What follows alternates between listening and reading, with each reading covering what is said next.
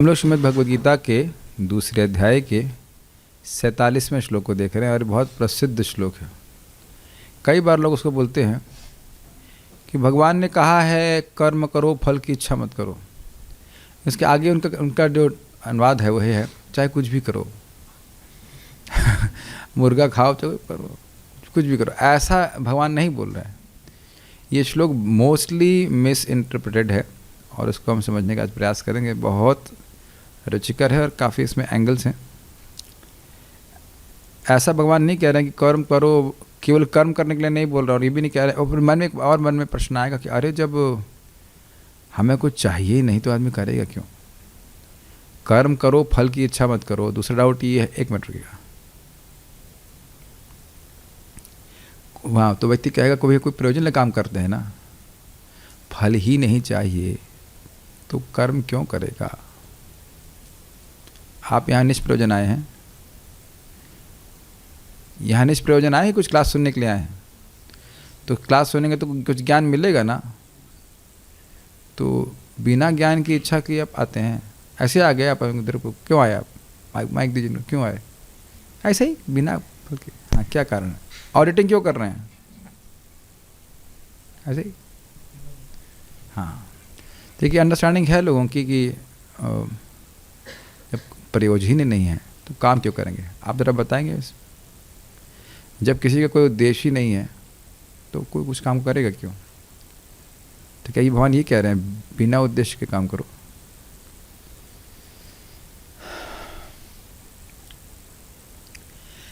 किस उद्देश्य के लिए भगवान कर्म करने के लिए कह रहे हैं वह आपको सीखना पड़ेगा।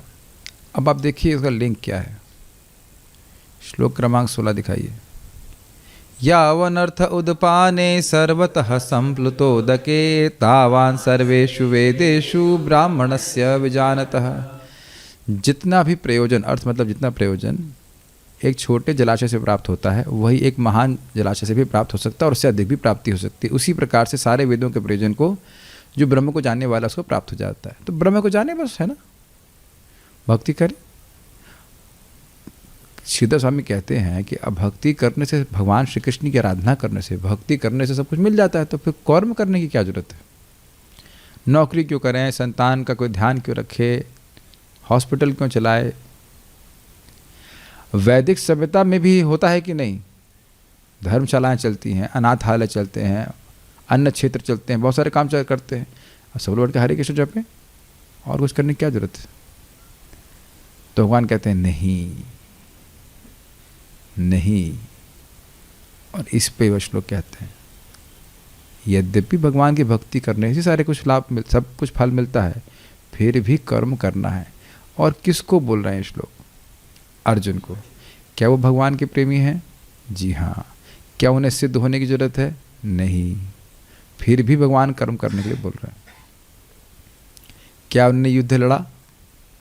क्या युद्ध लड़ा एकदम ऐसे, मतलब अरे चलो ठीक है युद्ध करना है? क्या इस तरह से युद्ध लड़ाई? चले भीष्म पितामह से युद्ध करना है, ड्यूटी बजाएं अपनी। हाँ, देख रहे हैं युद्ध बहुत उत्साह से कर रहे हैं अर्जुन, और दुर्योधन भी उत्साह से युद्ध कर रहा है। तो उत्साह तो कॉमन है, धैर्य भी कॉमन है, निश्चय भी कॉमन है कि जीतना है। तत्त कर्म में प्रवृत्ति ना, उसमें उस कर्म में लग भी रहे हैं। तो अंतर क्या है फिर? दुर्योधन भी युद्ध जीतने के लिए युद्ध कर रहा है और अर्जुन भी युद्ध जीतने के लिए युद्ध कर रहे हैं, है ना। अर्जुन भगवान श्री कृष्ण को प्रसन्न करने के लिए युद्ध कर रहे हैं, तो युद्ध करना नहीं छोड़ना है, आत्म इंद्रिय प्रीति की वांछा को छोड़ना है। इस जगत में भी लोग चाहते हैं कि उनका वीडियो लोग देखें। हमारे हृदय में भी इच्छा है कि ये वीडियो लोग देखें। अच्छा, तो एक ही बात है ना? नहीं, इसको देख करके लोग भगवान की बात को समझें, भगवान की भक्ति को समझें, तो इससे मेरा कोई बंधन नहीं लगता, अपितु मैं आत्म साक्षात्कार में आगे बढ़ रहा हूँ। तो कर्म करते हुए भी व्यक्ति ब्रह्मनिष्ठा से युक्त रह सकता है और उसको ब्रह्मनिष्ठा प्राप्त होगी, ब्रह्म आत्म साक्षात्कार प्राप्त होगा। कुछ कैच कर पा रहे हैं बात? जो कर्म बंधन का कारण बनता, अगर मैं सोचूं कि भाई इससे मुझे यश मिले, लोग मुझे क्लैपिंग करें या जो कुछ भी है, कोई कहे कि मैं बहुत बड़ा व्यक्ति हूँ, तो बंधन लगेगा। लेकिन अगर मैं ये मान रहा हूँ, मैं चाहता हूँ कि इससे भगवान का यश हो, ये कोई मुश्किल नहीं है। मान लीजिए जैसे मेरी है ही आशुतोष प्रभु से दुश्मनी है, तो मैं अगला वीडियो बनाने वाला हूँ इनके दुर्गुणों का वर्णन करूँगा जिनमें है नहीं। एक नंबर के बेवकूफ़ हैं, मुझे पैसा सारा दे देते हैं, ये ऐसा कुछ भी तो ऐसे लोग हैं कि नहीं जगत में, बताइए, कि जिसमें कोई दुर्गुण नहीं है, ढूंढ ढूंढ करके उसको बोलते हैं। किस लिए? ताकि उसका अपयश हो। तो उसके लिए, अर्थ के लिए कर रहे हैं कि नहीं? कुछ समझ पा रहे हैं व्यतिरेक में? उसकी बदनामी के लिए लोग करते हैं। ये निष्काम भावना हुई कि नहीं? हमें कुछ नहीं चाहिए इसमें, हम चाहते हैं कि उसकी बदनामी हो। समझ नहीं आ रहा है आपको? वो बदनाम होंगे तो क्या नाम नहीं होगा?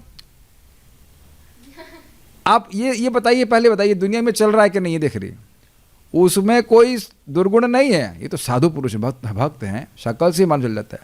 लेकिन ना, इसी की निंदा करूंगा मैं। क्यों? इसको बदनाम करना, इसको बदनाम, इसके लिए। आप देख रहे हैं कि जो व्यक्ति निंदा कर रहा है वह भी सेल्फलेस है। प्लीज आप काट सकते हैं मेरी बात अगर कोई अस्वीकार हो। निंदा करने वाला भी सेल्फलेस है, क्योंकि आत्मा बाय डिफॉल्ट सेल्फलेस है। हम अपने को संतुष्ट नहीं कर रहे हैं, अपनी इंद्रियों को संतुष्ट कर रहे हैं, जो कि हमारी नहीं है। निस्वार्थता हुई कि नहीं? क्या क्या बात समझ रहे हैं? हाँ, ऊपर से जारी प्रभु जब पहले घुमा रहे हैं। आप अपनी जीव को संतुष्ट करना चाहते, अभी हम लोग अपनी जीव को संतुष्ट कर रहे थे कि नहीं? We had a nice prasadam, will not tell what, but it was pleasing Krishna, क्योंकि हम प्रसाद ग्रहण कर रहे थे। लेकिन आंखों को प्रसन्न करने के लिए व्यक्ति करना चाहता है कि नहीं कुछ? तो क्या हम आंख हैं तो किसी दूसरे व्यक्ति को संतुष्ट करके सुख प्राप्त कर रहे हैं कि नहीं? ओके, कान सुनते हैं कि नहीं? हाँ, सिनेमा सॉन्ग, कान सुनना चाहता है, तो मैं कान हूं? नहीं। तो कान को संतुष्ट करके सुख प्राप्त कर रहे हैं कि नहीं? त्वचा, नोज, जीभ, एक एक चीज को पकड़ें तो हम यही देखेंगे कि जो भोग में लगा है वह भी निस्वार्थी है। क्या कुछ गलत खा लिए हैं आप? भांग तो खा के नहीं वाकई बोल रहे हैं। जो व्यक्ति भोग में लगा है वह भी निस्वार्थ है, क्योंकि वह अपनी इंद्रियों को संतुष्ट करके सुखी हो रहा है। The living entity is servant and the only way it can be happy is by serving selflessly, and it is always selfless. क्योंकि वो अपनी खुशी, हम खुश तभी हो सकते हैं जो दूसरे की सेवा कर रहे हैं। या तो इंद्रियों की सेवा कर रहे हैं तो इंद्रियां थोड़ा थोड़ा हल्का हल्के भीनी भीनी कुछ खुशी दे रही हैं। क्या पहले आपने कैच किया अपनी बात? हम अपनी पहचान इंद्रियों से कर रहे हैं, लेकिन संतुष्ट तो इंद्रियों को कर रहे हैं, हम तो नहीं हो रहे हैं ना। तो जो भी सुख मिल रहा है वो इंद्रियों को संतुष्ट करके मिल रहा है, तो निस्वार्थ हुए कि नहीं? ठीक है। अब इसी जब निस्वार्थ हो ही भैया, तो भगवान को संतुष्ट करने के लिए क्यों नहीं करते हो? किसी की इंद्रियों को संतुष्ट करना है, या तो मैं अपनी इंद्रियों को करूंगा, और वहां हट गया तो फिर परिवार की करता है, वहां हट गया तो समाज की करता है, वहां हट गया तो फिर आगे देश की करता है। ये मानते हैं ना बात? इंद्रियों को ही संतुष्ट करना है तो असली इंद्रियों के स्वामी को संतुष्टि करनी चाहिए ना। यही बात यहाँ बोली जा रही कि तुम्हें कर्म करना बंद नहीं करना है, लेकिन भगवान की प्रसन्नता के लिए करना है। तुमको उस कर्म का भोग करने की इच्छा से कर्म नहीं करना चाहिए। आपके ही कंपनी में लोग काम कर रहे हैं कि नहीं? किस लिए कर रहे हैं? अब भाई बंगला गाड़ी आए, पत्नी आए, मतलब वही सब इंद्रिय तृप्ति के लिए। और आप भी केवल, अब मैं पूछूं कि क्या आप भी केवल उसी के लिए कर रहे हैं? तो नहीं, आप भक्ति के लिए, सहायता के लिए तो लक्ष्मी भी देते हैं, खुद भी भक्ति कर रहे हैं, तो खुद भी भक्ति करें, परिवार भी कुछ भक्ति कर सके, और जो भी है कुछ भक्ति का एलिमेंट है कि नहीं। प्रभुपाद इस बात को समझाते हैं कि अरे कुछ पोर्शन तो अपने धन का भगवान की सेवा में लगाना चाहिए। कुछ का मैंने दे दिया आपको, परसेंटेज आपको बता दिया था। ज़्यादा बोल रहे थे आप, और 40% डिस्काउंट दिया हूँ। प्रभुपाद 50% बोल रहे हैं, हम तो आपको 10% में छोड़ दिए। 10% भी नहीं दे रहे, मुझे पता है। और जब दिए तो उससे ज़्यादा बोनस ही आ गया था। With in how many days? With in 2 days। फिर भी 10% नहीं आ रहा है। अभी इनसे मांगा, मैंने कहा मैं बोलते हैं कुछ दिन में देता हूँ। मैंने कहा अभी दो। एक्चुअली क्या होता है, जो कल्प वृक्ष है वो देता तो है, लेकिन थोड़ा हिलाना पड़ता है। कल्प वृक्ष को हिलाने से फिर वो देता, नहीं तो मांगने थोड़ा इनको झंझोड़ना पड़ता तब दिया। नहीं, मजाक कर रहा हूँ। बट आप ये बताओ, आप खुद बताओ कि जब हम भगवान के लिए कुछ देते हैं, भक्तों के प्रचार के लिए कुछ देते हैं, खुशी मिलती है कि नहीं? देने की इच्छा होती है कि हम कुछ करें, चाहे शरीर से चाहे वाणी से। तो आप देखिए, यही धन परिवार के लिए दे रहे हैं तो कितनी सुख मिलता है आप जानते? कुछ नहीं मिलता, ना उनको ना आपको, और इससे हम बंधन में पड़ते हैं।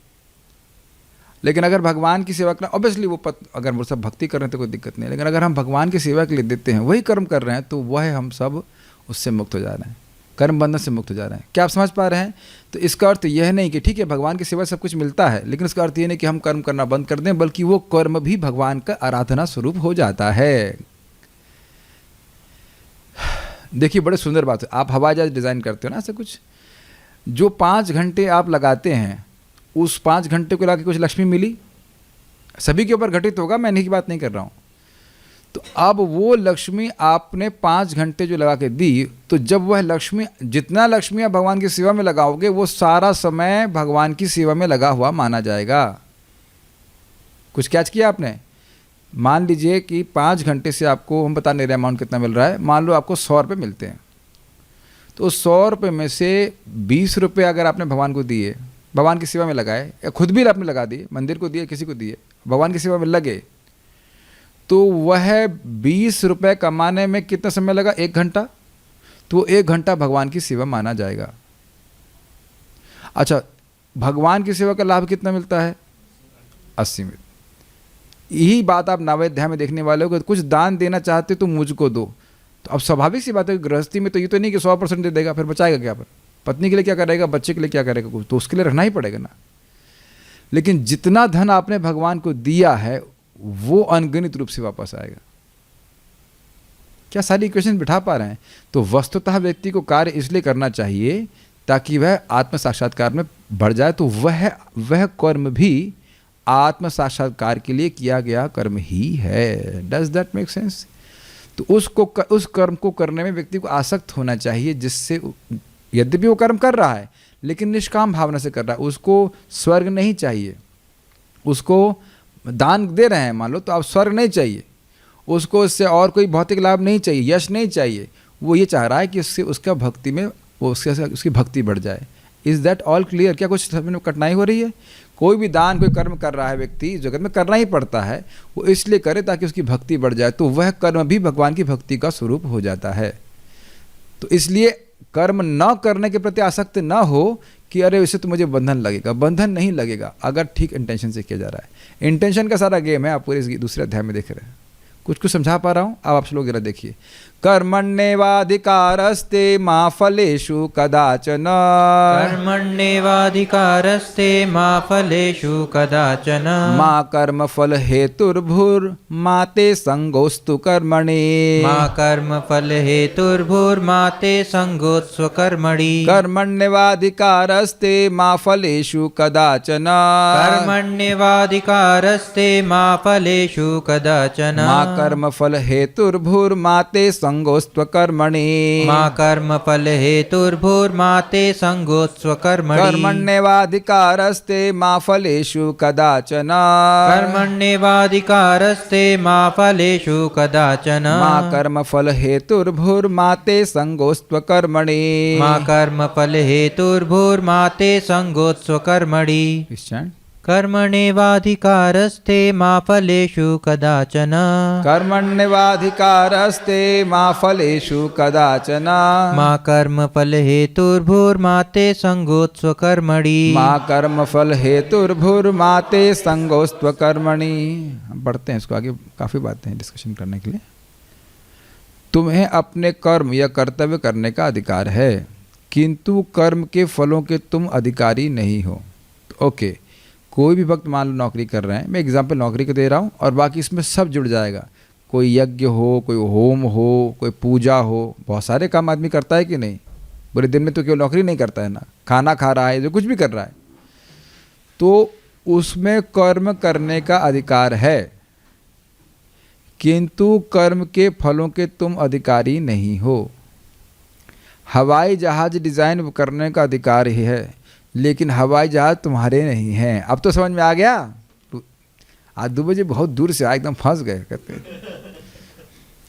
कुछ। ये तो मान रहे ना 2 बजे क्लियर हो गया। आप हॉस्पिटल में काम सेवा करते हैं ना, तो आपको नर्स या जो भी उसका इंजेक्शन लगाने का अधिकार है, लेकिन हॉस्पिटल आपका नहीं है। यहाँ पे आप लोग क्लास में आए हो, क्लास में आने का सारी तो भगवान की भक्ति होगी, इसको नहीं बोलूँगा मैं, लेकिन कर्म करने का, आपने गाड़ी चलाते हो, गाड़ी चलाने का अधिकार है, लेकिन भाई गाड़ी मेरी है, देखो मैं आगे बैठा हूँ, तो क्या ऐसे पागलपन कहा जाए? कभी आपने सोचा इस तरह से? भगवान करे आप मर्सिडीज चलाएं, उसमें ज़्यादा सुख मिलता है ना। मर्सिडीज भी चलाए और ड्राइवर सोचे देखो मैं इसका मालिक हूँ, मालिक पीछे बैठा हुआ है।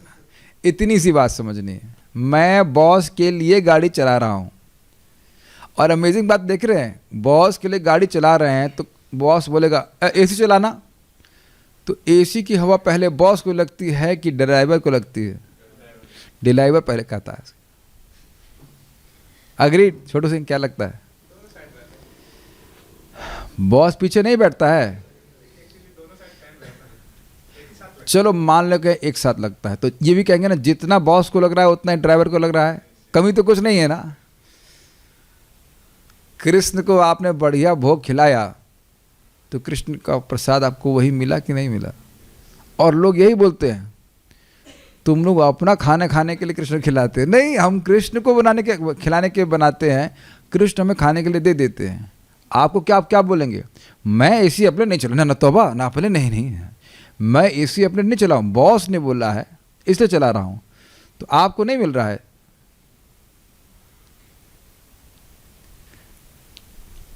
एनीवेज, कर्म को कर्तव्य कर्म करने का अधिकार है। जैसे मैं ब्रह्मचारी हूँ, कुछ लोग गृहस्थी में हैं, कुछ लोग आगे फिर और गृहस्थी में रहेंगे और फिर और गृहस्थी में ही रहेंगे। यही तो 2 आश्रम है ना।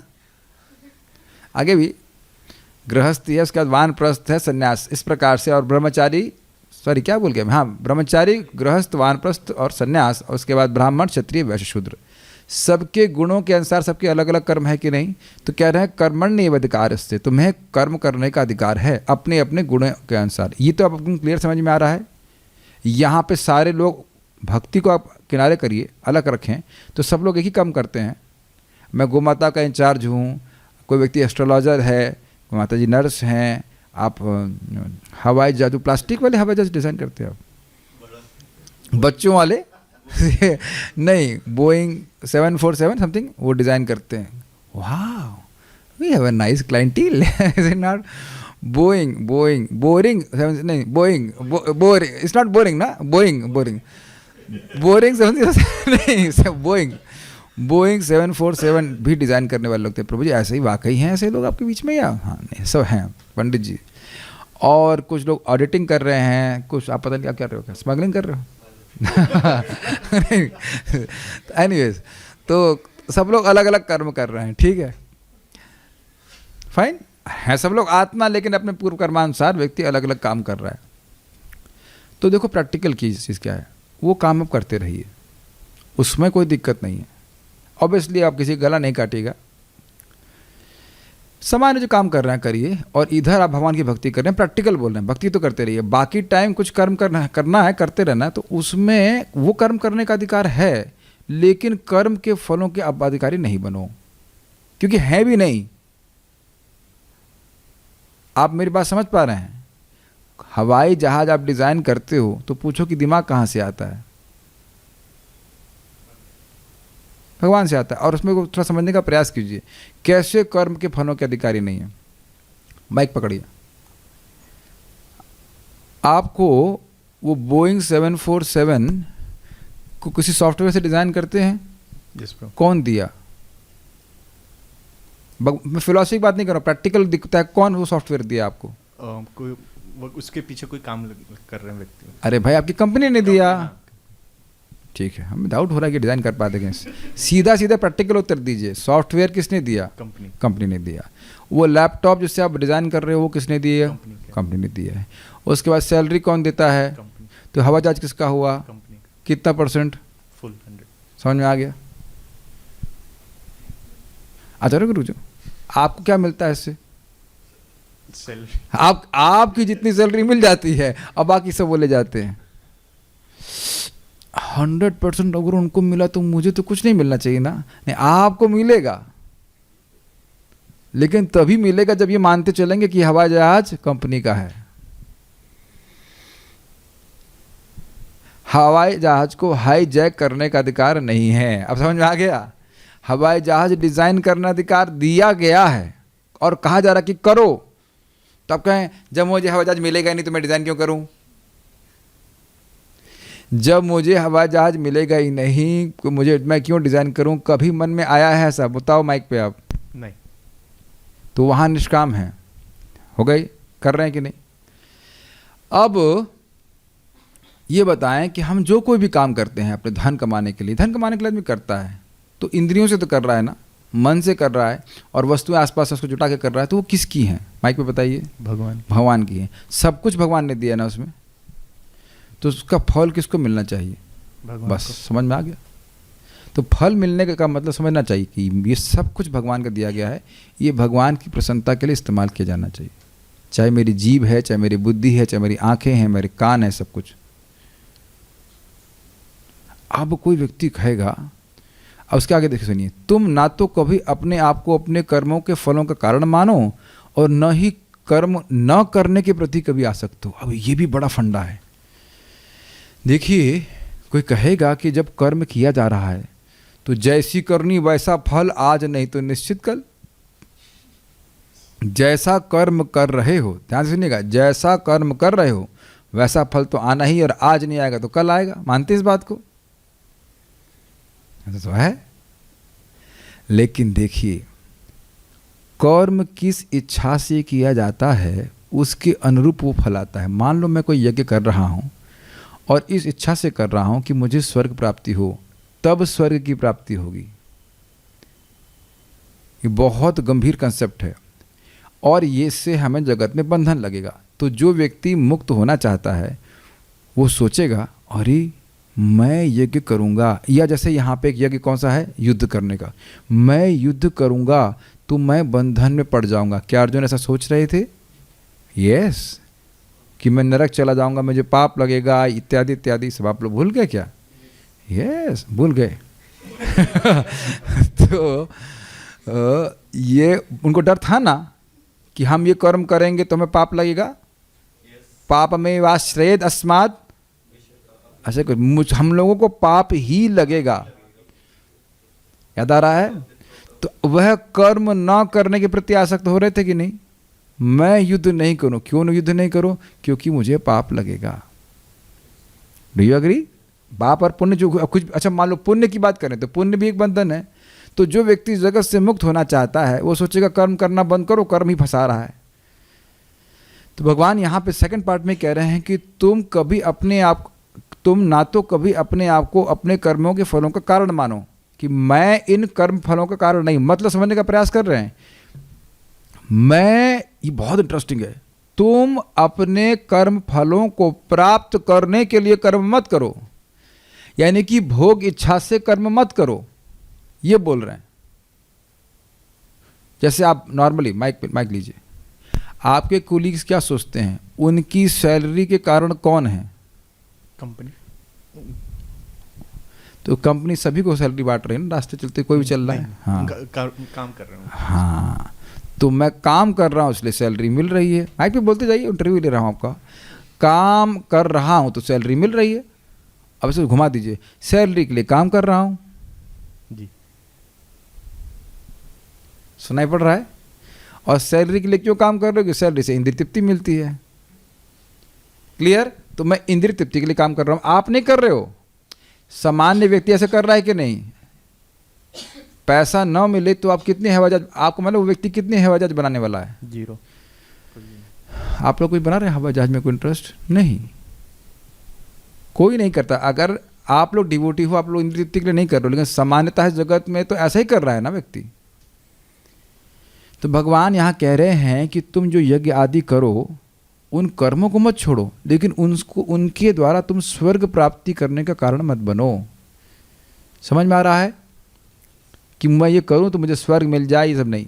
तो फिर किस लिए करें? आत्म साक्षात्कार के लिए। इसलिए कर्म को न करने के प्रति आसक्त मत होना, कर्म करने में आसक्त हो जाओ कि मैं कर्म करूंगा, निष्काम भावना से कर्म करूंगा तो ये मेरे आत्म साक्षात्कार में लाभकारी होगा। ये कहाँ से सुन रहे हैं? ऐशा ते विहिता सांख्ये बुद्धिर्योगे त्विमाम शृणु बुद्धिया युक्तो यया पार्थ कर्म बंधम प्रहास्यसि।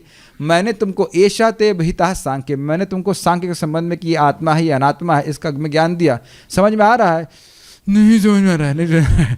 अच्छा नहीं समझ, कोई बात नहीं। तो अंतःकरण हृदय अशुद्ध होने के कारण नहीं समझ पा रहे हो, तो मैं तुमको कर्मयोग की बुद्धि दे रहा हूँ, निष्काम कर्मयोग की बुद्धि दे रहा हूँ, जिसके द्वारा तुम कर्म करके ही कर्म बंधन को काट दोगे।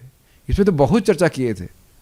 वही बात यहाँ भगवान समझा रहे हैं कि बेटा निष्काम कर्म योग करने के प्रति आसक्त हो, उस निष्काम भावना से कर्म करोगे तो तुम्हें फल क्या प्राप्त होगा? आत्म साक्षात्कार। तो जो व्यक्ति निष्काम भावना से कर्म कर रहा है वो निष्प्रयोजन कार्य नहीं कर रहा है। प्रयोजन क्या है? आत्म साक्षात्कार।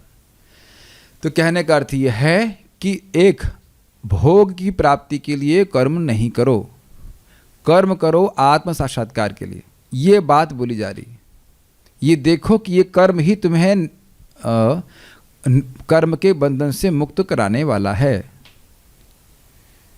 अगर अभी नहीं समझ में आ रहा तो बताइए, दूध से पेट खराब होता है और मैं कहूँ अच्छा दूध से पेट खराब हो गया तो जुला क्या दस्त लग रहा है, अच्छा दही दही और चावल खा लो। अरे प्रभु जी अभी तो दूध से पेट खराब हुआ है, आप दही खाने की बात कर रहे हो, तो आप क्या बोलेंगे?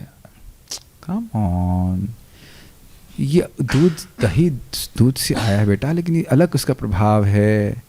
जैसे आप जानते हो ईसबगोल, तो ईसबगोल, हाँ ये अब ये सब बड़ा अच्छा बहुत अच्छा एग्जाम्पल है। ईसबगोल को अगर आप दूध से लेते हैं तो ये पेट साफ करता है। हमने कभी लिया हुआ नहीं, हम खाली एग्जाम्पल बता रहे हैं। जो लोग लिए होंगे पता नहीं, सही बोल रहा हूँ, गलत तो नहीं कह रहे? ठीक है। तो ईसबगोल को अगर दूध से लेते हैं तो जुलाब कर देगा, जुलाब मतलब दस्त लगा देगा। और ईसबगोल को दही से लेते हैं तो वह दस्त को बंद कर देगा। तो ईसबगोल लेना बंद नहीं करना है, लेकिन दही से नहीं लेना है। मतलब कर्म को भोगने की इच्छा से लेंगे तो कॉन्स्टिपेशन हो जाएगा, इस जगह पे फंसे रहेंगे। समझ आ गया? और अगर दूध के संग लेंगे, मतलब कहने का अर्थ है दुग्धम गीता अमृतम, भगवान की गीता के अनुसार लेंगे, कर्मों को लेंगे। वाह दिस इज गुड। दुग्ध है गीता, दुग्धम गीता अमृतम महत, दही से कंपेयर नहीं किया गया है।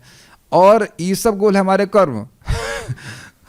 कर्म की भूसी भूसी होता है ना, तो भूसी ईसबगोल की भूसी कर्म लीजिए और उसमें दूध मिला दीजिए, भगवद गीता का ज्ञान। वो कह रहा है कि निष्काम भावना से करो तो जितने भी अनर्थ हैं वो दस्त की तरह बाहर निकल जाएंगे, उससे कुछ नहीं होगा।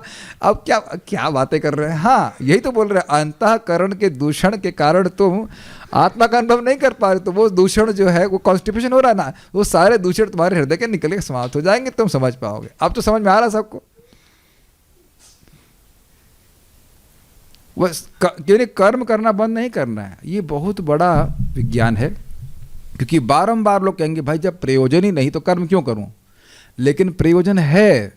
अ pure the result of pure actions is pure consciousness. No action is without any result. आपको समझ में आ रहा है? शुद्ध कर्मों का फल है शुद्ध चेतना। शुद्ध चेतना भी एक फल है। सबने कैच किया जूम पे?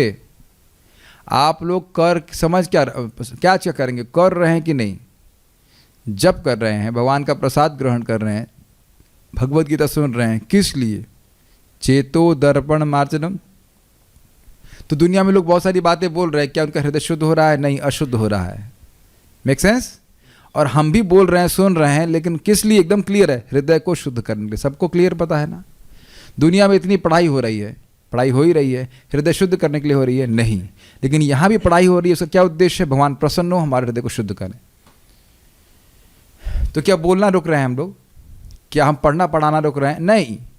लेकिन इसका प्रभाव बड़ा स्पष्ट है। क्या उद्देश्य लेके चल रहे हैं? हमारा हृदय शुद्ध हो और हृदय के प्रति, हृदय में हमारे भगवान के प्रति जो हृदय में शुद्ध सुप्त प्रेम है वो जागृत हो। क्या सब लोग प्रोसेस कर पा रहे? मैं फिर बोल रहा हूं, हम लोग कोई कर्म को चेंज किए हैं? चलिए हम पूछ ही लेते हैं। अमोघ दीर्घ प्रभु, कौन सा कर्म आप चेंज किए हैं? मैं पूछ रहा हूँ आप वो तो कौन सा कर्म चाहिए। मान लो मैं नॉन डिवोटी हूँ तो आपको तिलक तो थोड़ा सा अलग दिख रहा है, बाकी तो आप अब मुझ में और आप में एक ही, कोई अंतर तो नहीं लग रहा है।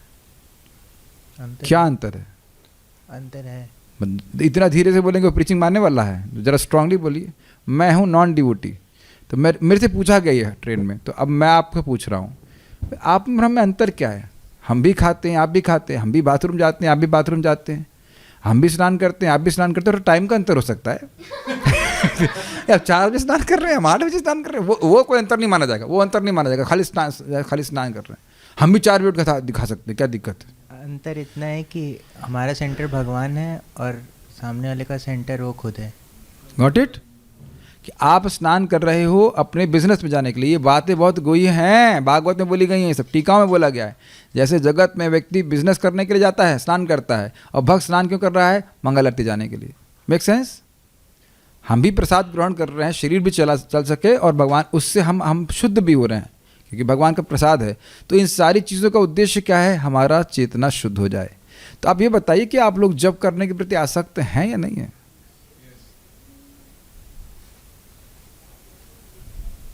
ये बड़ा कठिन प्रश्न हो जाएगा। क्या कहना चाहते हैं? जितना हृदय शुद्ध करने के प्रति आसक्त हो उतना ही जप के प्रति आसक्त हो जाएंगे, क्योंकि जप सबसे अच्छा साधन है शुद्ध करने का। सुनने के प्रति आसक्त हैं कि नहीं? कुछ तो है आसक्ति, इज इट नॉट? न्यूज़पेपर पढ़ने के प्रति कितने आसक्त हैं? अब समझ में आ रहा है कि गीता पढ़ने के प्रति कितने आसक्त हैं। और इस जगत पे देखा है, सुबह उठते ही लोग गीता क्लास, न्यूज़पेपर क्लास चालू कर लेते हैं। कुछ अंतर देख पा रहे हैं? तो हम भी ये शब्द को देख रहे हैं, पढ़ रहे हैं, समझने का प्रयास कर रहे हैं ताकि हमारी आत्मा का उत्थान हो। तो कर्म नहीं चेंज किया गया, पढ़ने का चेंज हुआ कर्म। बताइए, आप बताओ, क्या चर्चा करने का समय चेंज हुआ? ये कर्म चेंज हुआ? या कैमरा लगा है, इंटरनेट है, लैपटॉप है, मैं हूँ, हमसे बात कर रहे हैं, स्पीकर साउंड सिस्टम लगा हुआ है, सब कुछ लगा है, तो कर्म कौन सा चेंज हुआ? कर्म तो चेंज नहीं हुआ, लेकिन प्रभाव कितना विपरीत है, कितना अलग देख रहे हैं। विपरीत मतलब अच्छा। तो इस कर्म को मान लो प्रचार का हम कार्य कर रहे हैं, और मैं कहूँ नहीं हम प्रचार करेंगे तो यश मिल जाएगा, हम फंस जाएंगे और बंधन लगता है। ये कोई तो मुझे बोल रहा था कि भाई प्रचार मत करो, उससे बंधन लगता है। पता नहीं, हो सकता उन्होंने कोई अपनी गीता लिखी होगी, उसमें लिखा होगा। हमको समझ में नहीं आया। भगवान तो बोल रहे हैं कि जो प्रचार करता है गीता का वो मुझे सबसे प्रिय है, वो मेरे पास आएगा, तो बंधन कौन मारेगा?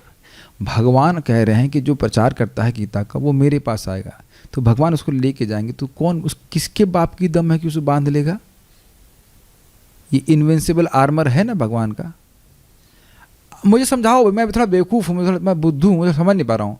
गीता में कह रहे हैं भगवान 18वें अध्याय के हमने देखा, ये जो ज्ञान दूसरों को देता है वो मुझे सबसे अधिक प्रिय है और वो मेरे पास आ जाएगा। तो ये किस बंधन की बात कर रहे हैं आप? हैं ऐसे लोग जो बोलेंगे प्रभु जी प्रचार कर रहे से बंधन लग जाता है। और चाउमीन खाना भर भर के पेट से तो नहीं बंधन लगता है। प्रसाद की बात नहीं कर रहे हैं, वो तो हमने भी खाया। हम बोल रहे हैं इस बात को। और बाकी जो कर्म कर रहे हैं उसे बंधन नहीं लग रहा है। वो सारा कब जो बंधन लग रहा है वो गीता बांटने से लग रहा है, गीता का ज्ञान देने से लग रहा है। ये मैं नहीं बोल रहा हूँ, आप सुनिएगा। 24 गुरु में महाराज बोलते हैं, परम पूज्य राधा गोविंद महाराज बोल रहे थे, ये गीता बांटना वाटना तो ये सब कर्म है। ये कर्म है कि भक्ति है? और मान भी लिया जाए कि ये कर्म है, देखने में लग रहा है कि बेच रहे हैं बूच रहे हैं जो कुछ कर रहे हैं, तो लेकिन ये कर्म किसके लिए किया जा रहा है?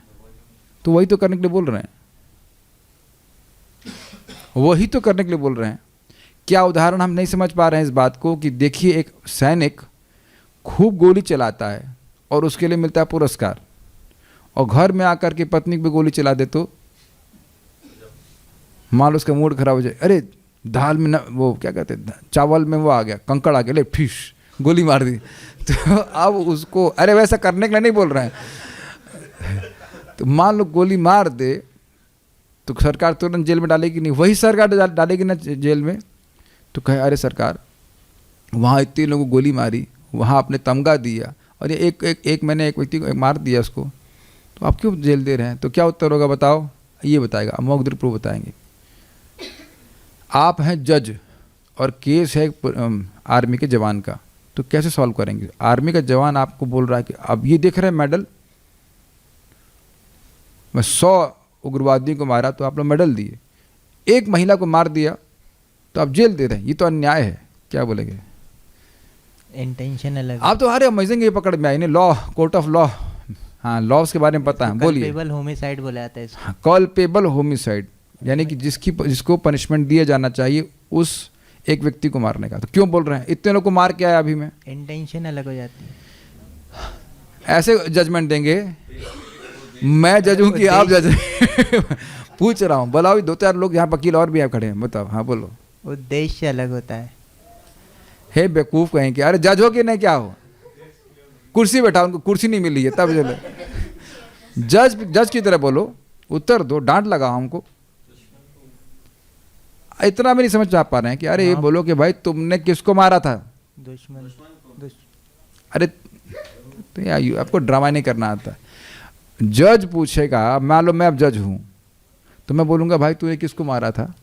उग्रवादी को। किसने बोला था? सरकार ने। तुमको कोई बोला था आपने से गोली चलाने के लिए? नहीं। तुमको बोला गया था, तुमने गोली चलाई, बल्कि उस समय गोली न चलाए तो अपराध लगेगा, मानते हैं? तुम गोली क्यों नहीं चलाए जब बोला? आपको पता है ना, सैनिक लोग जब बोलते हैं तभी गोली चला सकते हैं, अन्यथा गोली नहीं चला सकते, ये पता ही होगा आपको। तो जब बोला जाए कि गोली चलाओ तो उन्हें कोई सरकार की तरफ से एटलीस्ट कोई पाप नहीं लगता। Do you agree? जब सरकार ऐसा कर सकती है, भगवान नहीं कैसे कर सकते हैं? मारो गोली, धो धो धो धो धो। अब उसके बाद कितनी गोली चला रहा है, बोल वेरी गुड वेरी गुड, मारो मारो मारो मारो, सरकार भी प्रशंसा देती, मारो। और एक भी गोली चलाने का पाप नहीं लगता, कोई भी व्यक्ति नहीं आता, बल्कि उनको तमगे दी जाती है, उनका गुणगान किया जाता है, वही कर्म है ना। और घर में आकर के उसने चाउमीन में या मैगी में उसको मिल गया, पत्थर लग गया, उसने गोली मार दी, तो उसको अब जेल भेज दे रहे थे। तो आज बहुत जाती नहीं, क्योंकि वह मैगी खा, मतलब जो भी आपने इसको मारा, कौन बोला तुमको मारने के लिए? तो एक व्यक्ति को ही मारेगा इस तरह से तो उसको तुरंत जेल हो जाएगी, ये समझ गए? तो इसलिए अपने लिए कार्य करने से हम इस जगत में फंसेंगे, लेकिन भगवान के लिए कार्य करते हैं, भगवान को प्रसन्न करने के लिए करते हैं, तो उसी से आपको मेडल मिलेगा कि भाई इससे अच्छा कोई हमारा सेवक नहीं है, और उसके बाद भगवान उसे अपने पास ले आएंगे।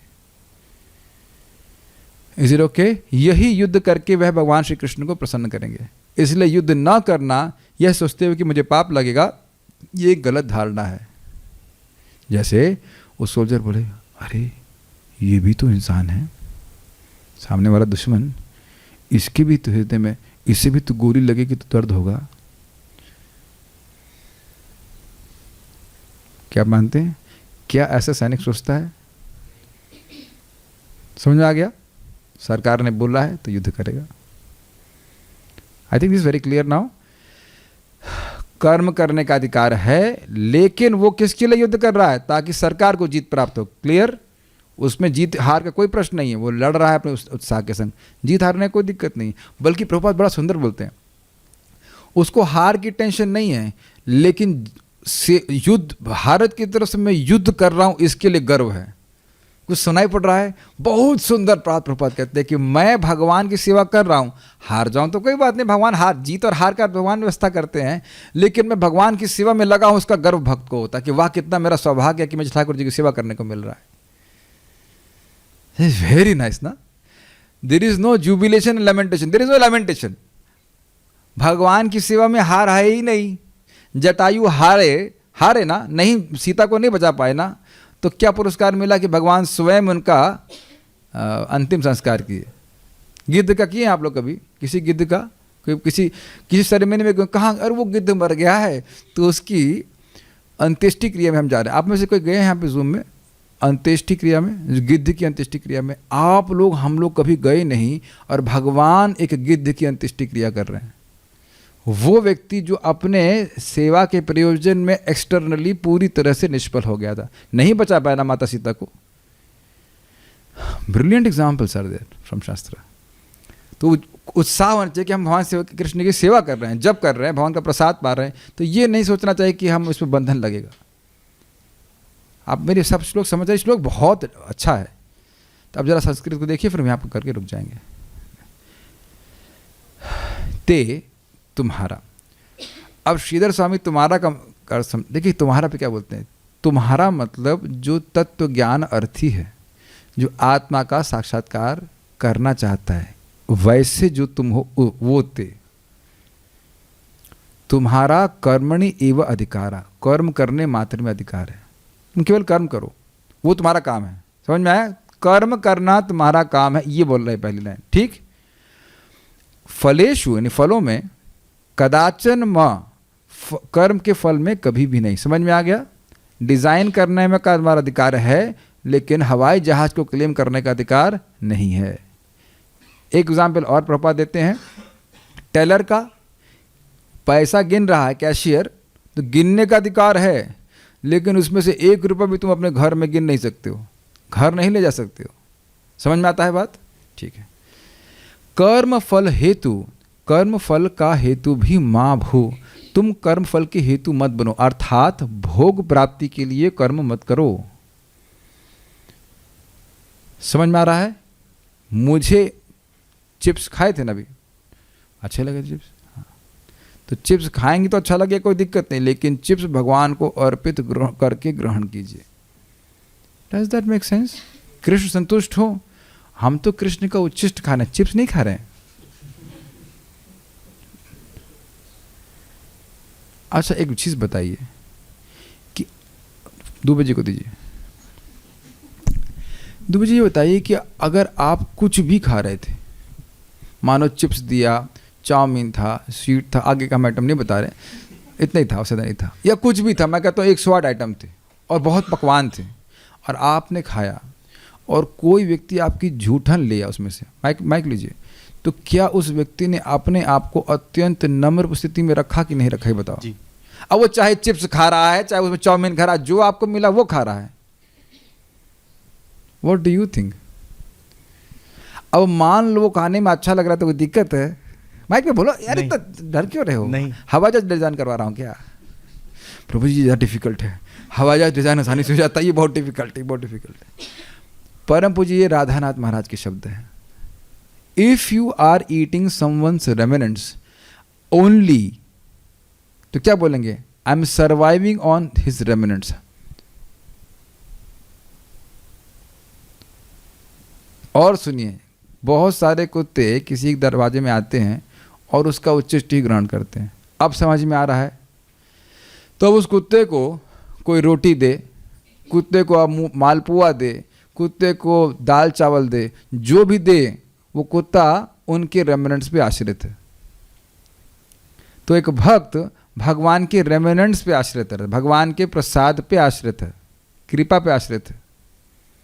अब भगवान कभी चाउमीन देते हैं, कभी सूखा चना भी देते। आप लोगों का ऐसा कभी नहीं होगा? थोड़ा सा कभी दाल में कभी कभी नमक भी नहीं होता है, नमक की कमी हो जाती है, इसमें कुक का कोई दोष नहीं होता है। उस दिन ठाकुर जी चाहते हैं कि आप नमक कम खाएं, हो सकता है कि आपका बीपी बढ़ जा रहा हो, कुछ भी हो, वी डोंट नो। कभी ऐसा नहीं हुआ कि प्रसाद अच्छा नहीं बना, खुद ही बना रहे हैं और आप लोग एक्सपर्ट भी हैं, लेकिन कभी कभी नहीं बनता है, भगवान खा लेते हैं, उसको हम ग्रहण कर लेते हैं।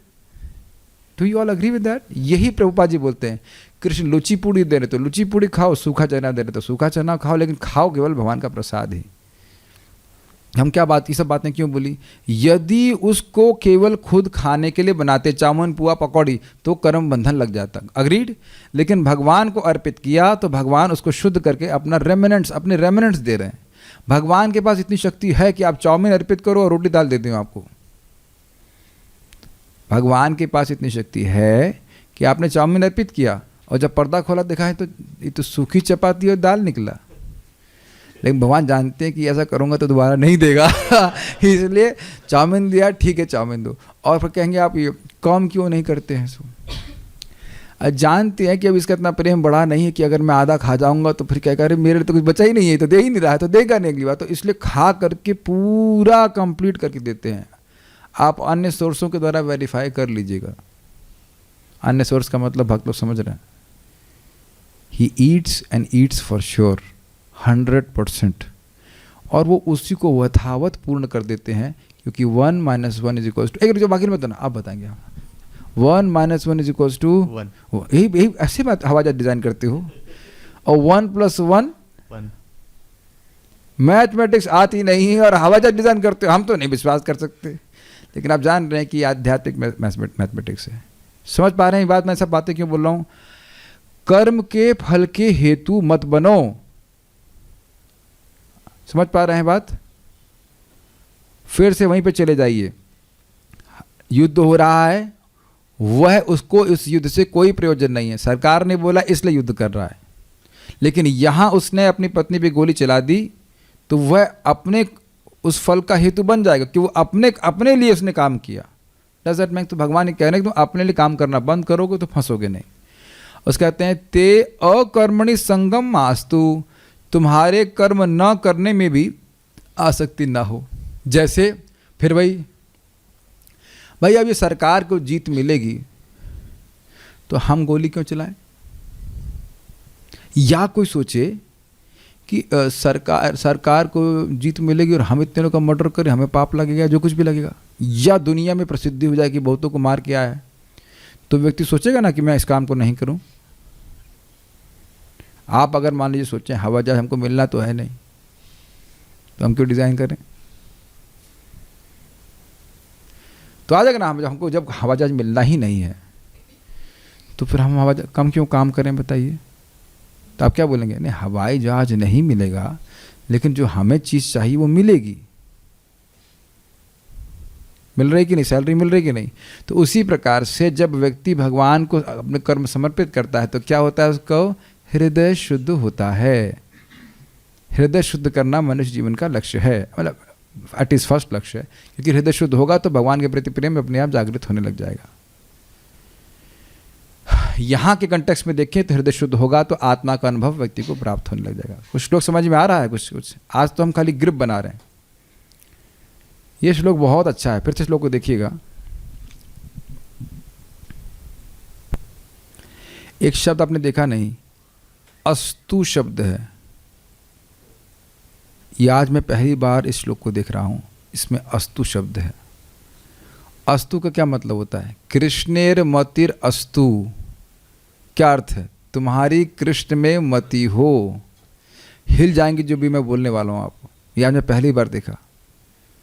मायर मतिर अस्तु बोलना भी नहीं चाहिए, तो माया में तुम्हारी मति हो मतलब आशीर्वाद में अस्तु रखा जाता है। ये श्लोक में भगवान आशीर्वाद दे रहे हैं।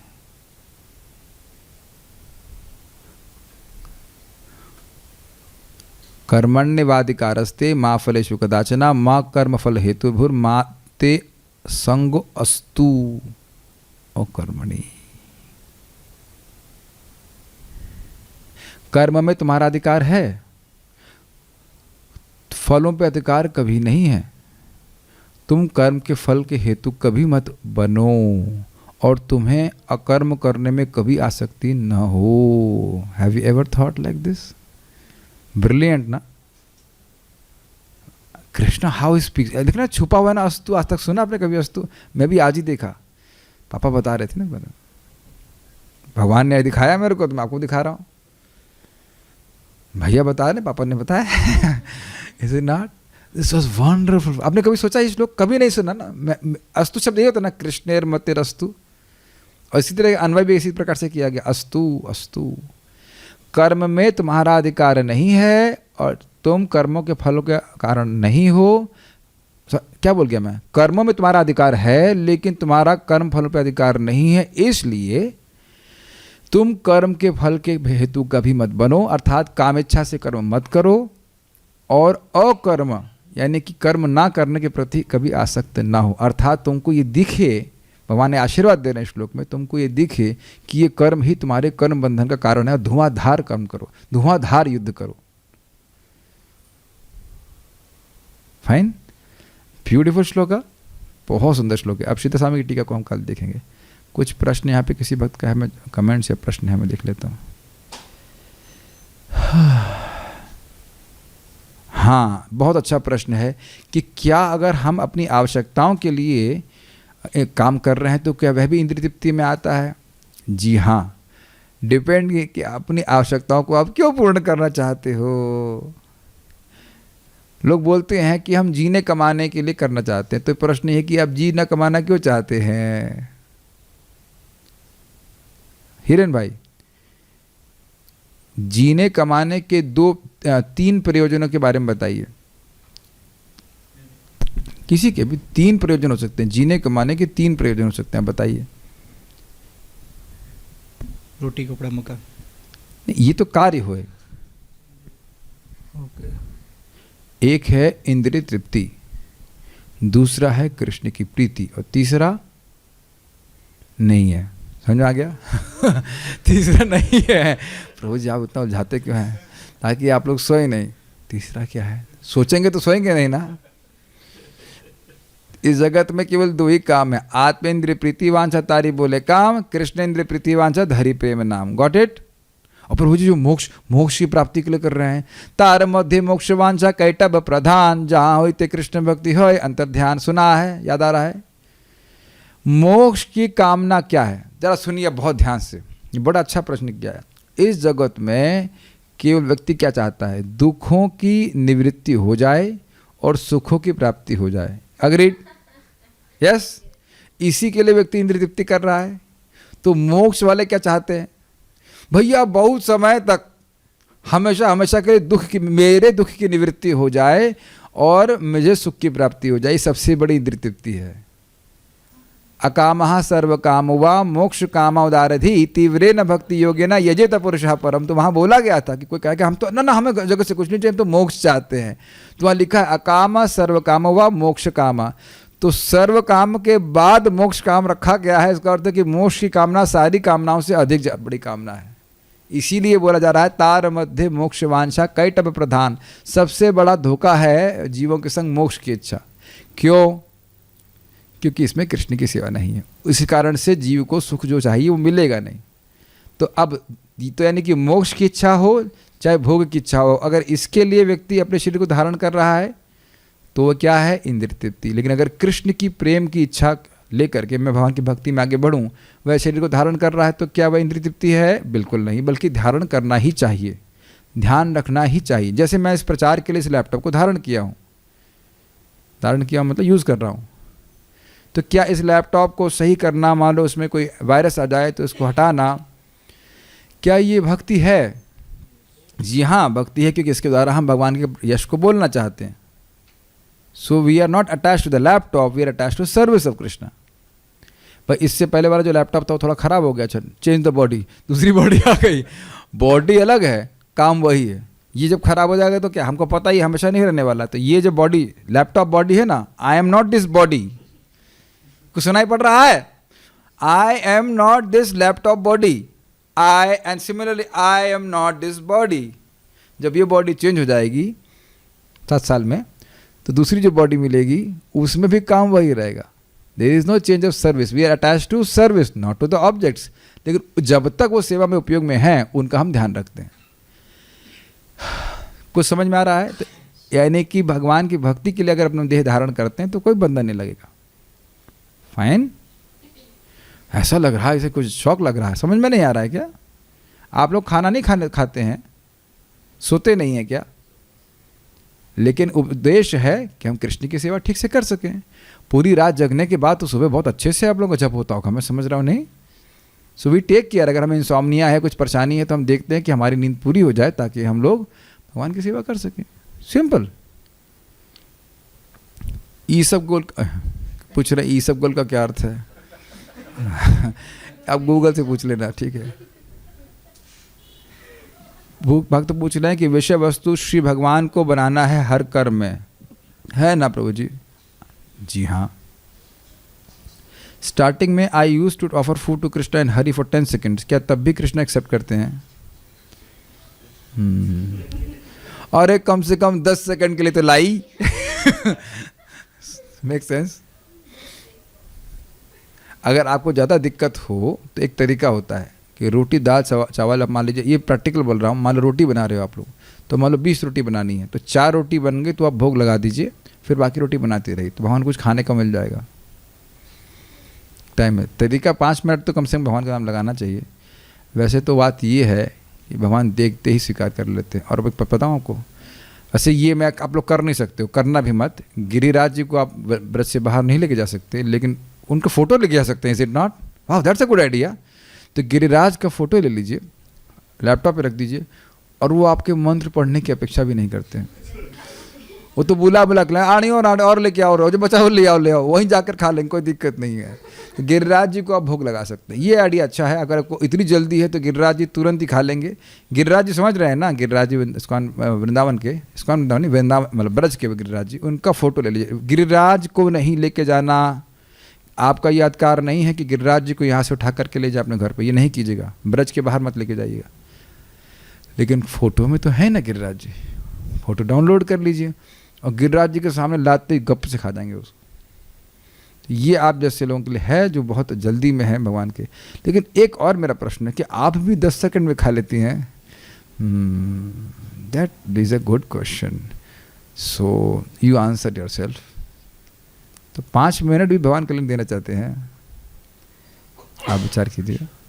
जिसने सब कुछ दिया है, यहाँ सोचिए, एक भक्त अभी संग आए थे तो मैं प्रसाद पा रहा था। मैं ऑब्वियसली थोड़ा अधिक खाता हूँ, आपको लगता नहीं होगा, हमारी पाचन शक्ति शायद थोड़ा ठीक है, पता नहीं क्या कारण है, लेकिन अच्छे से खा रहा था। अच्छे का मतलब डबल टेबल तो वो खा रहे। तो वो आए मेरे बाद में, ख़त्म मुझसे पहले कर लिया। मैं पहले बैठ के खा रहा था, मैंने के बाद में ख़त्म किया, लेकिन अब वो संकोच में बैठे रहे। मैंने कहा नहीं आप प्लीज़ कैरी ऑन होता ना, ख़त्म कर लिए, प्लेट ऐसे चाट रहे हैं ऐसे करके। तो अब बताओ, यहाँ थोड़ा सा कोई अपने टीचर को मानता है, कोई आदर मानता है, तो व्यक्ति कुछ बिना कारण भी बैठे रहता है कि नहीं? क्यों भाई? और ठाकुर जी खा रहे हैं, भगवान खा रहे हैं, तो आप 10 सेकंड भी नहीं रुकना चाहते। ये तो हद हो गया ना। कभी कोई आपके संग करे, 1 मिनट रुको, प्रभु जी आप आइए प्रसाद के लिए, आइए, हाँ चलो, टाइम देख रहा हूँ। 10 सेकंड नहीं, 10 मिनट में खाना है आपको। तब कहेंगे भाई हम नहीं आ रहे हमारे पास खाने के लिए। ये कोई तरीका? यही प्रेम है? तो थोड़ा सा सोचिए, कोई बात नहीं, सीखिएगा। ये 10 सेकंड क्या मतलब हुआ? मतलब देना ही नहीं चाहता है, कहीं खा लिया तो। और जहाँ तक मैं समझ रहा हूँ कि प्रार्थना जब हम बोलते हैं, चलिए एक बार ट्राई करते हैं, क्या प्रार्थना बोलते हैं भगवान को अर्पित करने के लिए? 3 बार प्रभुपाद जी की प्रणति, 3 बार नमो महावदन्याय, और आगे क्या करते हैं? नमो ब्रह्मण्याय। ठीक है, लेट्स, और टाइम काउंट करो, टाइमर लगाओ। तो टाइमर ला के हम देखते हैं कि कितना सेकंड लगता है। मतलब 10 सेकंड से अधिक लग रहा है, इसका मतलब प्रार्थना भी नहीं कर रहे हैं। ये बहुत अच्छा प्रश्न हो गया कि बहुत से लोग समझ नहीं पाएंगे। कम से कम खाना तो अर्पित करना सीखो। ठीक है, टाइमर लगाना। तो हम बोल रहे हैं, क्या प्रार्थना करते हैं? नमो विष्णुपादाय कृष्ण प्रेष्ठाय भूतले श्रीमते भक्ति वेदांत स्वामी निति नामिने नमस्ते सारस्वते देवे गौरवाणी प्रचारिणे निर्विशेष शून्यवादी पाश्चात्य देश तारणे। नमो विष्णुपादाय कृष्ण प्रेष्ठाय भूतले श्रीमते भक्ति वेदांत स्वामी निति नामिने नमस्ते सारस्वते देवे गौरवाणी प्रचारिणे निर्विशेष शून्यवादी पाश्चात्य देश तारणे। नमो विष्णुपादाय कृष्ण प्रेष्ठाय भूतले श्रीमते भक्ति वेदांत स्वामी निति नामिने नमस्ते सारस्वती देवे गौरवाणी प्रचारिणे निर्विशेष शून्यवादी पाश्चात्य देश तारणे। नमो महावदन्याय कृष्ण प्रेम प्रदायते कृष्णाय कृष्ण चैतन्य नामिने गौरतुसे नमः। नमो महावदन्याय कृष्ण प्रेम प्रदायते कृष्णाय कृष्ण चैतन्य नामने गौरतुसे नमः। नमो महावदन्याय कृष्ण प्रेम प्रदायते कृष्णाय कृष्ण चैतन्य नामिने गौरतुसे नमः। नमो ब्रह्मण्याय देवाय गो ब्राह्मणताय च जगदधीताय कृष्णाय गोविंदाय नमो नमः। नमो ब्रह्मणाय देवाय गो ब्राह्मणताय च जगदधीताय कृष्णाय गोविंदाय नमो नमः। नमो ब्रह्मणाय देवाय गो ब्राह्मणताय च जगदधीताय कृष्णाय गोविंदाय नमो नमः। जय श्री कृष्ण चैतन्य प्रभु नित्यानंद श्री अद्वैत गदाधर शिवासदि गौर भक्तवृंद। हरे कृष्णा कृष्ण कृष्ण हरे हरे हरे राम राम राम हरे हरे। उसके बाद एक सिंपल सी प्रार्थना कि हे भगवान, मैं बहुत गरीब व्यक्ति हूँ, मैं तो अच्छा कुक भी नहीं हूँ, आपकी सेवा में तो लक्ष्मियाँ लगी हुई हैं, फिर भी मैं आपके लिए कुछ बना के लाया हूँ, आप कृपया से स्वीकार कर लीजिए। ये प्रार्थना है। ओके, कितना समय सेकंड लगा? 1 मिनट 45 सेकंड। तो अब जो 10 सेकंड में कर रहा है, इसका मतलब ये प्रार्थना भी नहीं कर रहा है। इसलिए हम करके दिखाइए, इस तरह से प्रार्थना अर्पित होती है। ऐसे करते हैं आप लोग? आपने यस। तो कम से कम भगवान को 1 मिनट 45 सेकंड तो मिलेगा खाने के लिए है, उसके बाद घंटी बजा दीजिए। Okay, something practical we taught. बहुत अच्छा बात पूछा गया, क्योंकि कम से कम शुरुआत पहले यहाँ पे कीजिए कि भगवान को अपना खाना अर्पित करना सीखें, and slowly all the actions. Anything else? Okay, so we'll stop here. Shrimad Bhagavad Gita की जय, श्रील प्रभुपाद की जय, ताई गौर प्रेमानंदे।